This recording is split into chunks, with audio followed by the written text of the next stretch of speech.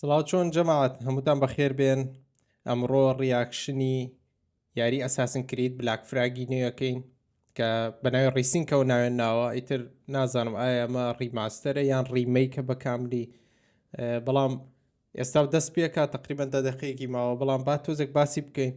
ئەم یاریە پێشتر ساڵی 2013 بڵاو بووە، بیرم دێ من ئەو کاتە لاپتۆپێکی کۆنم هەبوو ناوی HP 45 بوو، شتێکی وا بوو، کارشاشەی HD 75 لەسەر بوو، بزانم هین AMD پێشەوەی ئەم RX و R9ەکانە بیانی باسی کۆنەکەم.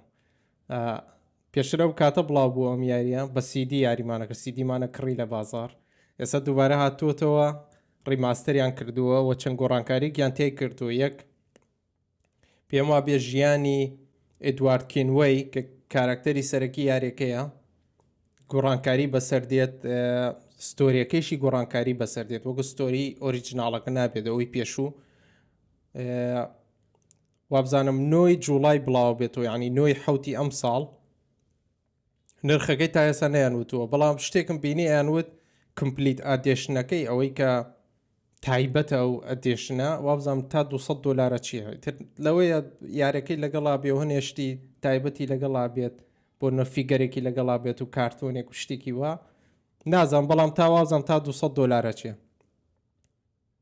ئێستا دەست پێەکە بەس پێشەوەی دەست پێ بکات تقریبان چەند دقەیەکمان ماوە، 8 دقەیەکمان ماوە با باسێکی ئەساسن کرید بکەین و باسێکی گەیم پاسیش بکەین، چکە بەزمی زۆر ناوەتەوە گەیم پاس. پێشتر باسمان کردو بەڵام هەر باسێکیش بکەین، ئینشەڵا لە داهاتووشە ڤیدیۆی لەسەرەکەین گەیم پاس لەسەر ئەم بەرنامە تازەی سەرۆکی نوێی گەیم پاس ئینە ئەکسبۆکسە.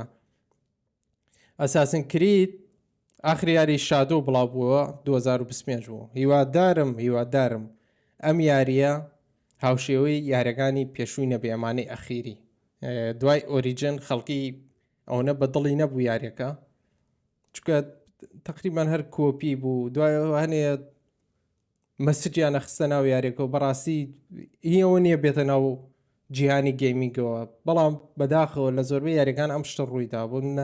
ئاخری یاری شادۆ کارکتەرێکی ڕەشپێستیان هێنابوو، ڕەشپێست لەکوێ، سامورای لەکوێ، ئەساسن کرید لەکوێ. بەرحاڵ 2025 شادۆ بڵاو بوویەوە، ئێساون ساڵێک نزیک ساڵێکە بەسەریە چێ حەقوا بوو ئەمە تاخیرتر بێت بۆی تۆزێک بینی ئەساسن کریدەکان هەبێت، ئەی ناکرێت ئەوە لەسەریەک. بەڵام چونکە ئەمە ڕیماستەر پێم وابێت، چونکە ئەمە ڕیماستەر یان ریسینکە هەرچێک ناوێنێن کێشە نییە بڵاو بێتەوە، وەکو یاری تازە نییە. ئەم یاریە وەکو وتم لەوەی ستۆری لاینەکەی بگۆڕێ، ماپەکەی لەوەی دەستکاری زۆری کرابێت و شتێکیشم بیست ئەڵێت گواستنەوە لە نێوان بۆ نمونە ئەچیتە کەشتێکەکەتەوە و دوایی وەکو کارکتەر یاریەکەی گواستنەوەکەی زۆر خێرا بێت، وەکو جاران نابێت و لۆدینگ تایمەکەیشی گۆڕاوە. ئیتر بزانم چی گۆڕانکاری تێکرێت. ئەمە ئەم ڕیڤیلن ئەم شەوکەیسە ڕیڤێڵی شەوکەیسە نزیکی نیو ساعتە پێ تەسەوڕەکەم وەکو ئەوەی مێترۆوا بێت، واتە ترایلەرەکەی گەیم پلەی وەروەها باسی ئەو میکانیک و شتە نوێیانە بکەن کە لە یارەکەیە نیشانە درێ ئەم ساڵ. لەوەیە سەرەتا ترایلەرەکە نیشان بدەن وەکو سەرەتا، دوایەوە باسی ئەنجینە تازەکەیان بکەن و ئەو ئەلێمنتی RPG تازە کە لە ئەساسینەکانە هەیە چۆن تاقییان کرد زۆر لەسەرەمە، چۆن لەسەرەمە جێبەجێیان کردووە، باسی ئەوە بکەن، باسی چۆن بڵێ سروشتی یارەکە و ژینگەی یارێکە بکەن، بزانین چۆن گۆڕانکاری بەسەر هاتووە لێرە، چاوەڕێی چی بکەین لە NPCەکان. ئەوە دەستی پێی کرد، با بچینە سەری دوای زیاتر باسیەکەین. بامە تۆزێ لای خۆمەوە کزیکەم چکەم گوێم لەوی چ نابێت. دەست پێ نەکرد، نزیک 4 دقەی ماوە، 4 دقە و نیمی ماوە. بەرحاڵ نزیکی 30,000 کەس چاوەڕێیەکە هەر ئێستا لە لایڤەکەیە. ئیتر بزانە لە تەنها لە کەناڵی فەرمی یوتیوب خۆیان ئەساسین جا لە IGNش لایف کراوەتەوە لە شوێنەکانی تریش لایف کراوەتەوە لایڤەکەی IGN 10,000 کەس سێریەکە خەڵکێکی زۆر سێری ئەم یاریەکات ئەمساڵ بەڕاستی یاری زۆر خۆش بڵاوە بێتەوە ئەمەیشە هاوینمان بۆ پڕەکاتەوە یاریەکانی تریشەوە فۆرزا کورە چوزانم ئەوە وولڤرین یاریەکانی تر هەتاکو و نزیکی GTA 6 ئێمە یاری خۆشمان بوو دێ بەرحاڵەوە لەسەر ئەساسین با باسێکی گەیم پاسیش بکەین گە دوایی شاتەوە سەر ئەم ڤیددیۆ ئەتوانی بینەر بی گەیم پاز ئەم گۆڕانکاریە خیر لە تویتێکی ئاشە شەرماوە دەستی پێی کردووە ئەم بەسمە پێشە ڤیددیۆمان کردووە لەسەرەوەی کە گۆڕانکاری لە نرخی گەیم پاسەکرێ و گۆڕانکاری هەر لە گەیم پاسی خۆیان نەکرێت گۆڕانکاری لە زۆر شتەکات ئەم سەرۆکە نوێیە ئێستا تویتێکی کردووە پێرێ بوو وابزانیان دوێنێ بوو ئەیوت گەیم پاس هیچ نرخەکەی دابەزێ تەمانەوە دوای بە ڤیددیۆک بە درێژی باسیەکەین باسیشەکەین چۆن کۆڵ ئۆف دیوتی لەوەیە هەر لە گەیم پاسە هەبێ بەڵام بە شێوەیەکی تر باسی ئەوەیە کرد ئەیوت گەیم پاس لە $30 و ئەڵتیمەیت دێتەوە بۆ $22 پێم وابێ و گەیم پاسی PC ئەوانە لەسەر PC یاریەکەن لە $16 و دێتە $16.9 دێتەوە $14 واتە نرخەکەیان تۆزێک دابەزاندووە بەڵام هەر لەو تویتەیە یان تویتێکی تری کردووە بزانم باستەوە کاڵێت کۆڵ ئۆف دیوتی بۆ ئەڵتیمەیت نایە وەکو دەیوان بەڵام دوای ساڵێک دێت تقریبان دوای ساڵێک دێت ئەمە چۆن بڵێ دووفاقی لە قسەیانەیە پێشتر هەر لە شۆکەیسەکانی سەر لەو کاتۆی کە ستارفیلدیان ڕاگەیان خۆم شێت سەری و شۆکەیسەمان کرد هەموو یاریەکانیان دەیوان گەیم پاس دەیوان گەیم پاس وەسەل واتە یاریەکانی ئەکسۆکس لە دەیوانە لەسەر گەیم پاسە بێ خۆ ڕاستە و قسێ لەوەی ئێستش ڕاست بێ هەر لە دەیوانە لەسەر گەیم پاس هەبێ بەڵام ئەگەری هەیە دەیوانەکەیان لە ڤێرژنێکی تری گەیم پاسە بێت نەک ئەڵتیمەیت واتۆ لە ئەڵتیمەیت واتە تۆ لە ئەڵتیمەیت و پریمیەم و ستانداردەکەیە دەیوان یاریەکان گەیم پاس ئینە یاریەکانی ئەکسبۆکس بەدەست نێنی بەڵام بەشێکی تری گەیم پاسە کرێتەوە ئەمە بە پێشبینی خۆم بە ناوی ترایتۆنەوە ئەم بەشە تەنها تایبەتە بێ بە یاریەکانی ئەکسبۆکس خۆی ئەو ستۆدیوانەی لە ژێر چەتری ئەکسبۆکسن تەبعاان ئاکتیڤیژن و کۆڵ ئۆف دیوتیش لەسەر ژێر لە ئەفۆن لە ژێر چەتری ئەکسبۆکسن بۆیە تەسەوڕە کرێت هەر لەو بەشەی گەیم پاسەدا بنرێ لە دەیوان بەڵام لە ئەڵتیمەیت و ئەو بەشەکانیتر دانەدوێت باسەوەی شەکرێت کە نەرمیەکی زۆر لە گەیم پاسە بێت لەسەر قسەیەکی ئاشە شەرما بۆیە تەسەوڕەکەن بۆ نمونە بە ئارەزووی خۆت هەڵی بژێری ئایا چی یاریەک لەسەر گەیم پاسە بێت چی لەسەر گەیم پاسە تەسەوڕ ناکەم بەو شێوەیە بێت چووکە ئەو اختیارە زۆر نادەن بە پلێر دوای کێشە زۆر دروستەکە بەڵام لەوەیە بۆ شێوەیە بێت بۆ نمونە کۆڵ ئۆف دیوتی لەسەر گەیم پاسی ترایتۆنە هەبێت لە دەیوان ئەگەر بتەوێت تەنها یاریەکانی ئەکسبۆکس بکەیت بۆ شتێکیشی باشە ئەوە شتێ باشە بەڕای من بینەر تاکو ئێستا 46,000 بەرز بووەتەوە زان باسی چیەکە ئەو دەستمان پێ کرد بە بچینە نایەوە 33 ساڵ ئەم چاتە لادەم لێرە At it again, can we? I thought you'd be done chasing fairy stories. بخير بي. Not yet. Roll and go. The anchor's on board and the cable's all stored. To be dandy dandy. زۆرم بیرە خاتەوە نزیک وابزان 2014 میاریە کردی ڤێرژنە کۆنەکەی نەکەمە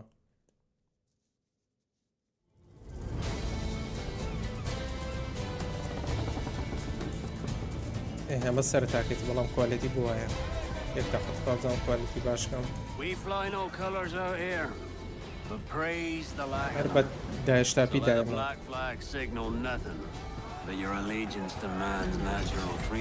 ئەگەر کاراکتەری سەرەکی ناناسە ناوی ئەدوارد کینوەیە If a man plays the fool, then it's چاوی only ڕەژی fools و who persuade کەم and چاوی appear هەموو to get the کاتێک چوو devil. And all men will submit.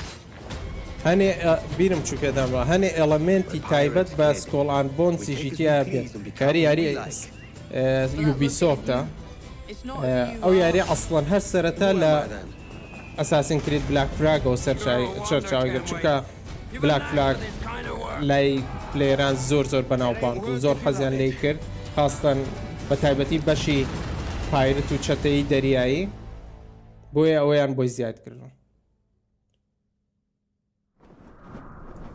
Hey everyone. I have to Mashallah, say Minway, it is so good to be here. I played Edward Kenway more than a decade ago, and you know, he's one of those characters that never really leaves you. Now, over the past months, we know that you've been waiting, or we know that you've heard things. And today, it is finally time to share with you what we've been working on.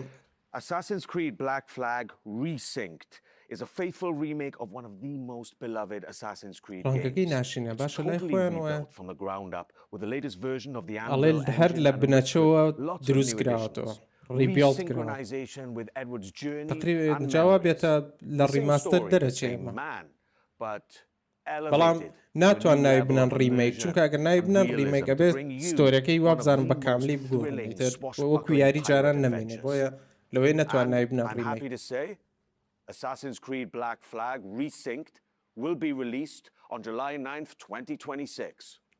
Today, guys, you are getting the real تاریخەکەم ڕاست دەرچوو لە نۆی ماگی حوتی 2026 everything that's been rebuilt, reimagined, and some behind-the-scenes stories. But enough of my talking, yeah? Let's just jump right in. ئەڵا با سێرکەین بزانم چییە. جاب سەرتا گیم پلەیە نا ترایلەرە. Hello pirates, Matt Ryan here, the voice of Edward Kenway. And this is Assassin's Creed Black Flag Resynced. 13 years after the original, this remake brings the classic game back to life, rebuilt from the ground up with the latest Anvil engine to deliver the most thrilling pirate adventure. All right, let's set sail. Dash my buttons. Your life seems a grand one, if I may say. So full of adventure. یارەکەی ساڵ 1970 وابزانم من باسی ئەو کاتە ئەگە زانیاری تا لەسەر pursuit of glory, freedom, and a search for a better life. Seen your face before. لای منە لەوەیە خۆشترین ئەساسین من هێشتا هەر لە ئەساسین تووڕەم چونکە بووە هۆکاری ئەوەی پرنس ئۆف پێرژیان نەمێنێ دەستی لێ هەڵگرن کۆن باسی کۆنەکەم بەڵام ئەم ئەساسنم هەر پێخۆش. Edward is drawn into their centuries-old conflict with secret locations and legendary treasures at stake. Along the way, he joins forces with infamous pirates such as Anne Bonny, Charles Vane, and Blackbeard. With them, he helps establish a short-lived, lawless republic following the pirate code and defying empires built on cruelty and greed. Together, their search for freedom, power, and riches, they'll fight across a treacherous tropical paradise. From dangerous waters to dense jungle, lands and bustling historical cities. یوتیوبەکە بەڵام نازانم بۆ ڕەنگەکانی وایە ڕەنگی ئۆرنجی زۆر زۆر. The thriving and wealthy jewel of the Caribbean ruled by Templars, to Kingston's bustling trade hub. The beating heart of the pirate republic. ئەمە تەنها شوێنی پایرەتەکان شوێنی چەتە دەریایەکان ئەجا بیرم تێت ئەنێ ئاژەڵی لێجندەری شتە بووە بۆیە بتکوشتە ئەوەنێ شتی تیا بوو سایت کوێست بزان ئەوانە باسی ئەوە ناکە لایتنینگی زۆر گۆڕاوە تەمەنەوە بە ڕێی ترێسینگ و پات ترێسینگەوە وایە بۆ شێوەیە. Even underwater exploration is more expansive, more beautiful, and more perilous. ژیانی ژێر دەریاییان زۆر گەورەتر کردووە. With seamless access to cities and locations, the world feels truly alive. باسی ئەوم کرد بزانم چۆن لە کەشتێکەوە دابەزێ. Creating the perfect backdrop for a life on the edge, where freedom is earned and danger is never far away. Time to draw swords, lads. The combat خۆش دیارە system زۆر has been زۆر entirely reworked into an action-oriented experience. لە کۆمبات سیستەمەکەی بە تەواتی ڕووەرکرا بە تەواتی دروست کراوەوە کردویانە بە ئەساسینە تازەکان چکە گۆڕانکاری زۆری تیا بوو Faster, more fluid attacks and combos. Land a perfect parry to open up your target for an instant kill. Then follow هەموو with up یارێکی to ئێستا 4 پایەنە chains پێری takedowns. تایە ئەوەی کە Use walls, ئەتاکیانە ledges, گەڕێنیتەوە and breakables to ئەو your بۆ شێوەیە advantage. Keep track of your opponents هەڵێ and هەمووی use تاینە all your تەقلید tools یەکە to کاتە level the playing field. ئەوە تازەیە ئەو نبینی یان من بەکارێنانی بیرم نایە یان تازەیە But fight recklessly, and you will be punished. Whether you're on the hunt or on the run, mastering your environment is key. As you navigate through cities and jungles, Assassin you'll am I experience also. smooth and improved iconic parkour moves. From free jumps, to back ejects, and side ejects.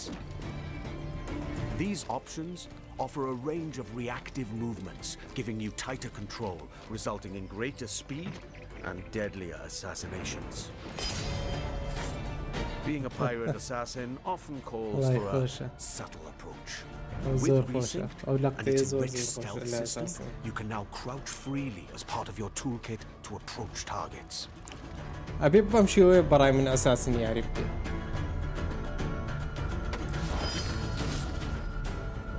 جا کاسڵێک دەدەنێ و کەسێکی تایەوێ بیکوژی بۆ نمونە ئەساسینەی بکەیت In the original game, getting discovered meant Zio instant will- desynchronization. Yes, this was a pretty big pain point. We remember. Now, زانم گۆڕانکاریان چی action لێ continues. Your objectives remain, but your target will react, and you must adapt accordingly. واتە ئەو شوێنە وەکو داینامیکە بێ گۆڕانکاری بەسەرکە ڕیاکتیانە بێ NPCەکانی ناو یارەکە multiple ways to succeed and progress in your missions. شتێکی ڕقی سەرەتایی نییە This wouldn't be a real pirate adventure without a ship. ئەمە بەشی سەرەکی یارێکی زیاتر چۆن لە دوورگەکانە بڕۆی بۆ You دوورگەکان و named your brig after a boxy bird. The Jackdaw. جاکدۆ What a beauty. ئای Set sail کەشتێکەکەتەوە and freely زانم roam چ the کەستیمایزیشنێکی بۆ زیادەکەن Caribbean. Now چی بۆ equipped with زیادەکەن even more کە firepower, بتوانی the کەستیمایزی Jackdaw can بکەین conquer the high زان seas باسی ئەوە like کەن never before. ئامەیە زۆر زۆر خۆشە دوورم بکەین بەڵام پێشتر وەکو نیشان تەکرا ئەوەتە دیسانەوەاتە زۆر لێرەشێ You now have more power and flexibility to overcome opponents' ships in any situation.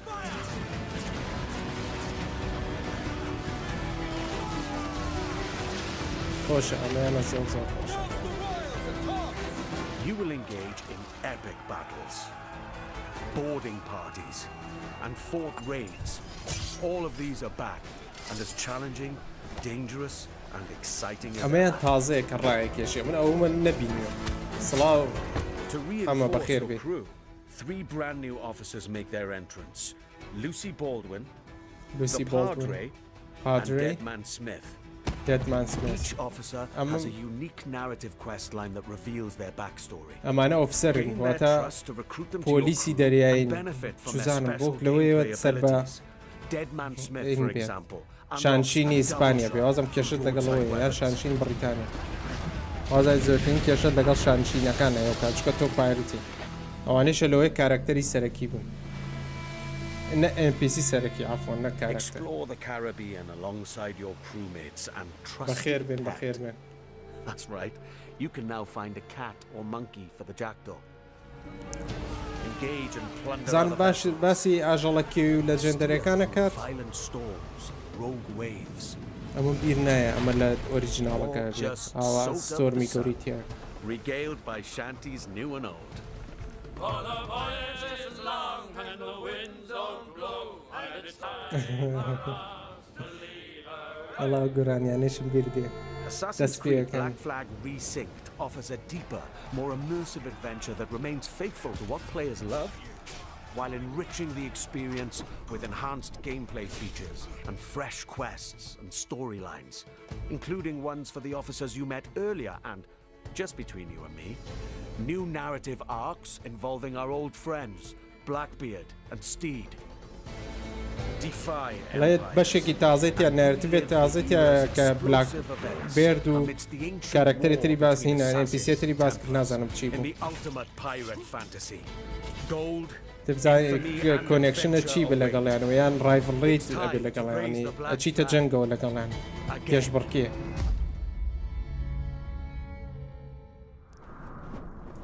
With Black Flag Resynced, we set out to reconnect with the heart of Black Flag. From the start, the intention was clear: deliver a faithful and enriched experience grounded in what players loved. We've rebuilt the entire adventure using our latest Anvil engine. Expect fully overhauled visuals, new additions that deepen its world, and enhanced gameplay both on land and at sea. Movement now flows more naturally from one action to the next, whether you're doing parkour across rooftops in Havana or fighting on the docks. Parkour builds on the latest design improvements from recent Assassin's Creed games, while still keeping Edward's classic moves. Combat now offers a more dynamic swashbuckling experience, driven by precise parries and takedowns. Stealth gets its share of improvements too, and the ability to crouch anywhere. They open up more tactical routes and subtle approaches, letting you shape the adventure the way you want. Naval gameplay also follows the same philosophy and offers more tactical options. New officers will join your crew with powerful abilities, while the Jackdaw's weapons can be upgraded with new modes to change up the fight. The sea now plays an active role in how you'll be challenged by the elements, whether in waves or influence how your ship will handle, while preserving the pace and freedom players remember. Assassin's Creed Black Flag Resynced matters deeply to us and to you. That's why we took the time to rebuild it with the care it deserves. This remains a solo, adventure, and character-driven experience. It is not an RPG. The focus stays on how you play and how you explore the world. And as we develop the game, we organize dedicated workshops with our community. These early player feedbacks played an important role in refining many of these elements. Here's a look at the most recent visit. Hello everyone, we are here at the Ubisoft Singapore studio where we invited some of our biggest Assassin's Creed fans to discover the remake of Assassin's Creed Black Flag. They've had the opportunity to meet the devs, try the game and share their valuable feedback with us. Here's what they had to say.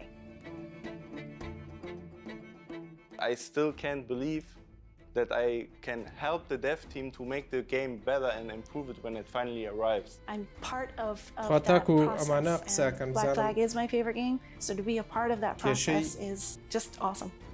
It felt nice to be appreciated in that way, to give direct input about the game. The feedback with the dev team, they were very open as a dev team to take the criticism, what needs to be fixed, what's great. They even asked us more questions about it. So I love the curiosity that they show us, and it shows that they truly care about what they do.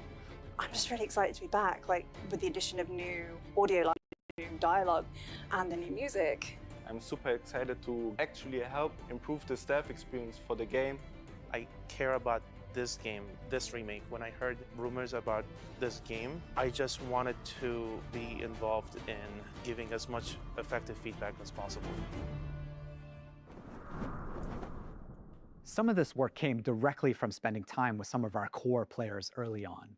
We had them play early builds and sat down with them to gather their honest feedback on the game, tapping into the many things players expect of a Black Flag remake, from gameplay features to visual fidelity.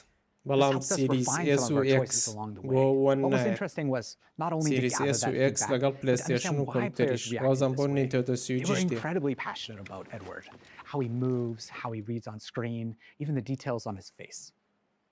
That led to deeper conversations. Together we explored different approaches, tested ideas, challenged assumptions, and refined choices until the intent felt right again. The team's passion and commitment have driven every step of this journey, and we can't wait for you to see more of what we've been crafting. Oh, it really is so good to be back in this world. Now, I believe the Black Flag is one of those pirate adventures that never really left the players' minds. And it's also really special to be here today with some of the people who helped shape the game back then and who are bringing it back now. Jean, you were creative director on the original Black Flag, and Paul, you're the creative director on Resynced, who's leading the vision ئەمە of یانە this remake کۆنەکەی today. دروست Now, کردووە before we ئۆریجیناڵەکەی دروست dive into کردووە what the ئەو game is کەیتریانە ئەم now, I'd ڕیسینگەی love to go دروست back کردووە for a moment. بزانم باسی جیاوازەکەی بزانم جیاوازەکەی When چییە you started building Black Flag back in early 2012? 2012. How was the world imagined in the first place? I mean, what were the pillars that were there from day one? Well, from the very beginning, one of the key central core pillar was fluidity, right? We really wanted a seamless experience, connecting movement, combat, and navigation, all very naturally. And it was the same seamlessness that we were looking for between naval experience and the ground experience, because the other challenges we were facing was to merge actually two fantasies, being a pirate on one side and being an assassin on the other, without any friction. گەورەترین چالنجمانەوە چۆن just an add-on, to the ground experience. ژیانی ئەساسین تێکەڵ بکەین لەگەڵ ژیانی چەتەی دەریای چکە تۆزێک دوورن لێکە ڕاستی شەکە. world that feels alive. Right? Something that would react to the players. ئەساسین خۆی ئەساسین ئەزانی دەچێت سەچاو لەوە سەچاو کردووە کە کۆمەڵێکە بوون لە سەردەمی پێوابی سەلاحەدین ئەیوبیە بووە کە شوێنێکیان بەدەستەوە بووە پێم وابێت لە نزیک دیمەشقەوەنەوە هیچ ڕەبتێکی بە پایرسی ئەوانەوە نەبووە کە تۆ یاری بەم شێوە دروستەکەی ئەبێت تێکەڵێکی لەگەڵ پایرسیە. When you come back to a project all these years later, what stayed non-negotiable from the original vision, apart from the fact that الله چ شتێکی ئۆریژیناڵەکەت بە هیچ شێوە دەستکاری نەکردووە. So man, the one thing that was non-negotiable is the original story of Edward Kenway. We have never approached Resynced story Edward Kenway بە ئۆریژیناڵ بمێنێتەوە. Carry John's vision forward. And today we have much more room to do so since the game is engineered and rebuilt on Ubisoft's latest anvil. It allows us to push dynamism, gameplay, immersion further while keeping the original vision and story intact. You mentioned before how collaborative the original game was, and can you talk about that, especially with Singapore? Yeah, absolutely. It was a absolutely team effort back in the time. And I remember actually in 2012, when we first came here in Singapore, meeting Paul and the team to do what we call the blueprint, this week of hard work where the game really emerged from the preparatory work. And Montreal worked very closely with Singapore. Singapore built key parts of Black Flag. The naval gameplay was built on top. ستۆدیۆکانی سنگاپۆریان زیاتر یارەکەیان دروست کردووە باسەوە شەگاڵێ ستۆدیۆکای مۆنتریال کە لە کەنەدا ئەوانیش یارمەتیان داوە. Behind a lot of places, locations and gameplays, like caves, underwater gameplay, forts, ships, and some major missions like the E3 demo that you worked on. زۆر خۆش بوو هەموو شتێکیان لە ئیسیەدانا پێویستی بەم هەموو ئینە ناکرد هەمووی شۆکەیسی خۆی بکات. One thing that really shaped Black Flag for me was how dynamic the scenes felt coming back to it for Resynced and shooting the mocap scenes in Toronto. The scenes just felt so dynamic, like the original game. والله سینەکانی زیاتر داینامیکە لەمەوە وەکو ئۆریژیناڵەکەی نییە. When it came to all the cinematics. واتە گۆڕانکایی چاڕی گۆڕانکایی زۆر لەوەیە لای کەسێکی تر وەکو تۆ نەبێت. We really wanted the scenes to feel alive, we wanted characters moving, interrupting each other, exchanging objects, and reacting physically. And that sense of movement was really part of the game's identity, I feel. ئەوە هاوڕێکانی ئەدوارد کەینۆی ناویارەکە ئەوانەی کە دانیشتون لە یارەکەکە ڕایفڵەکانیشی ئەوانەی کە ڕکابەریەکەن لە سەر دەریا یەکیان بلاکبێرد ناوی بوو ئەو کەتریان ناوی برچۆتۆ لەوەی ستۆرەکەی بەو شێوەیە بوو بەو شێوە To carry on the spirit of Black Flag, we always remembered one thing: to rebuild the game with the original pillars in mind. لای من نییە لە یوتیوب لای خۆیان وایە ئێستا سەری وێبکامەکەی من کە ڕەنگەکەی ئایبی نییە زۆر جوانە کێشەی نییە بەڵام لای ئەوان ئەو کێشەیە نازانم especially the facial animations, but that's important because that's the soul of the game.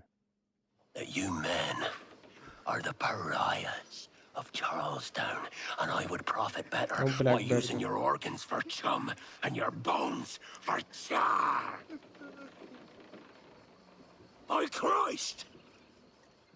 And when you add new things to a game that people really know off by heart and they know it so well. The fear is always that people might notice the seams, right? Jean, when you played it, what did you feel?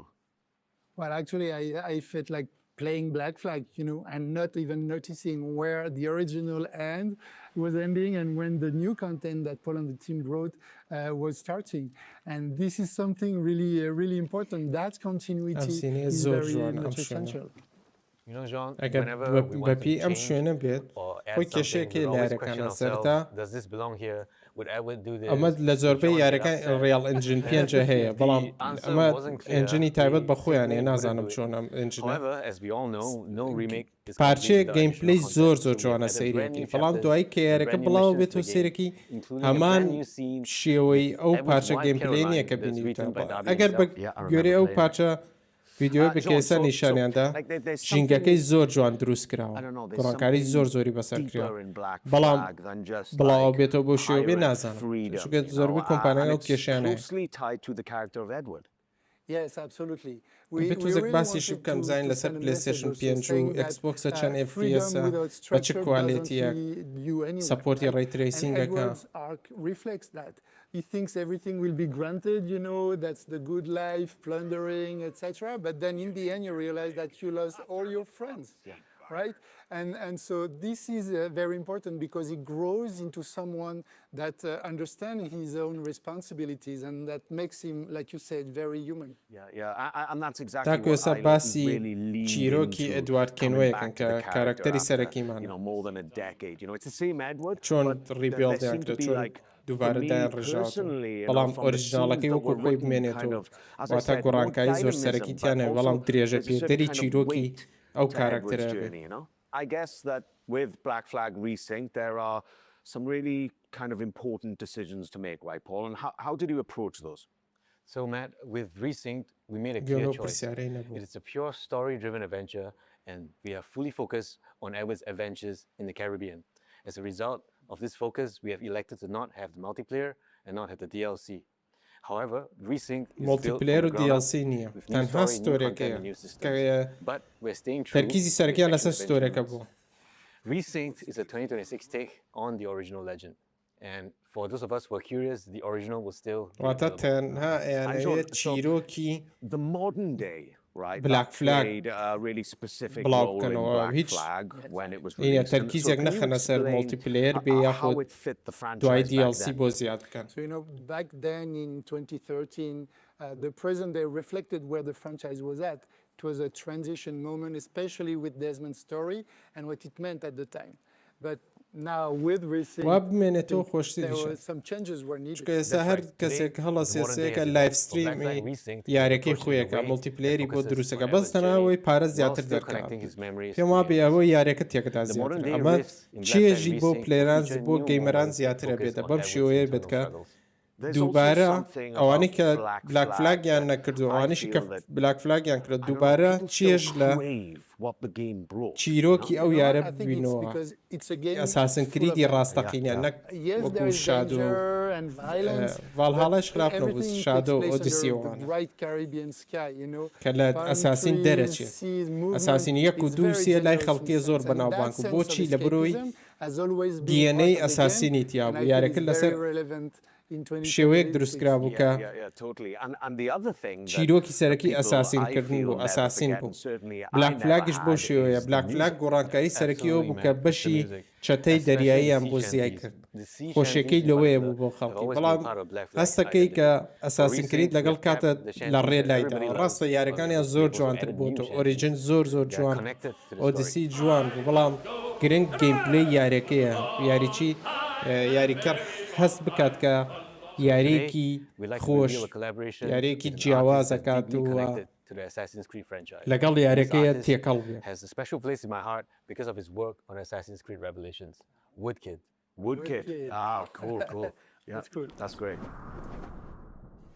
Hey everyone, Woodkid here. I'm in my studio in Paris now and I have great news for you. I'm back in the Assassin's Creed this time. ئێستا بەشی میوزیکی یاریەکەیە بەڵام شتێکی وە لەسەر نزیک پڵان نەکردوتەوە تەنانەت هەنێم مۆسیقاوشت لێدا لە کاتی گەیم پلێ بزان باسی چیەکە. And this time, I'm very excited about what we've done. I know that Assassin's Creed Black Flag is a game that's very important to all of you. It's a game about escapism, about rebellion, about exploration, and these are themes that are very, very important for my work. You know, I've explored these themes a lot in my music. So I won't say too much, but I can't wait for you to hear what I've done for Assassin's Creed. مسیجی ئەمیش هەڵە شتێکی وا ئاشکرا ناکەم بەڵام چاوەڕێ من شتی زۆر جیاسم کردووە. Especially for Black Flag Resynced means a lot to the team. We've been working on a newly reimagined track specifically for Black Flag Resynced, and we can't wait for you guys to hear it. Yeah, right. And, you know, music is just one of those things that the people remember long after they stop playing. I mean, I did. The sea shanties, I still play in my car now from time to time, you know. And this game means a lot to you, and we know that. Yeah, absolutely. This game means a lot to me, and I'm not saying that just because you guys are here. Just working on a game takes me back to 2012, and we all want the game to be the best it can be, and we really hope that you guys will enjoy playing it. داش ئەگە بیری لێ بکەیتەوە بوو چی پێویستی بە مۆڵتیپلەیەر بێم یاری مەگە سکۆڵان بۆنز نییە یارەکە هەر لەسەر ئەوەی سکۆڵان بۆنزکە چەتەی دەریات هەر لەسەر ئەمەیە and rebuild and reimagine this wonderful world. It's just been such a pleasure for me, and I thank you guys for bringing me back. Before we wrap this up, I've got a little surprise for you. All right, this is something pretty awesome. I saw it today for the first time. So here we have an Assassin's Creed Black Flag Resynced Collector's Edition. It's a collector edition. It's a really stunningly well-crafted figurine of Edward Kenway like me, really. And he looks really cool, and it's crafted really well. And inside there's a notebook with all of Kenway's diary entries and journeys about all of his adventures, and there's also a brooch and a cloth map and then some goodies in there for everyone. So this one is really cool. It's the first time I've seen it today, and if you guys like it, then you're going to have to get your own. This is mine. You deserve it. Thank you. You're welcome to take it. Yeah, thank you very much. Thank you. We can't wait for you to live or relive this thrilling pirate adventure with Assassin's Creed Black Flag Resynced that will launch on July 9th, 2026. I just want to say thank you for all being with us today, and we cannot wait for you to experience it yourselves.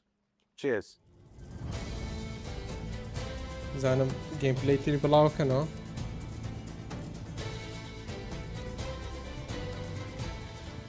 پری ئۆردەر لەسەر چی و چی دایانە ناو لەسەر چی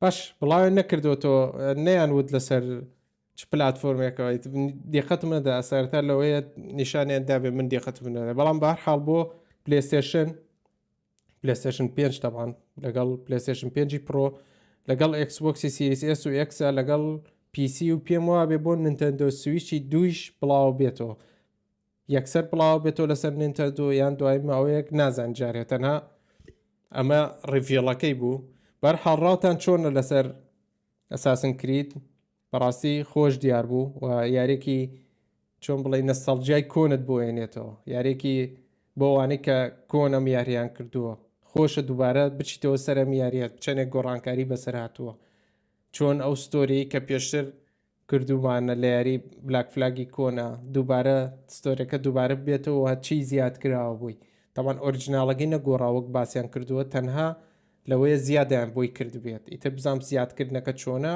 ئەو کاتە یارەکە بڵاو بێتەوە بەرحاڵ ئەمە ڕیاکشنی ئەساسن کرید بلاک فلاگ بوو ریسینگ چاوتان لەسەر کەناڵ بێ ڤیددیۆیەکەین ئینشەڵا لەسەر گەیم پاس و هەموو ئەو هەواڵانەی لەسەر ئەکسبۆکس لەم ماوەیە ئەم هەفتەیە بڵاو بووتەوە تقریبان 3-4 ڕۆژێک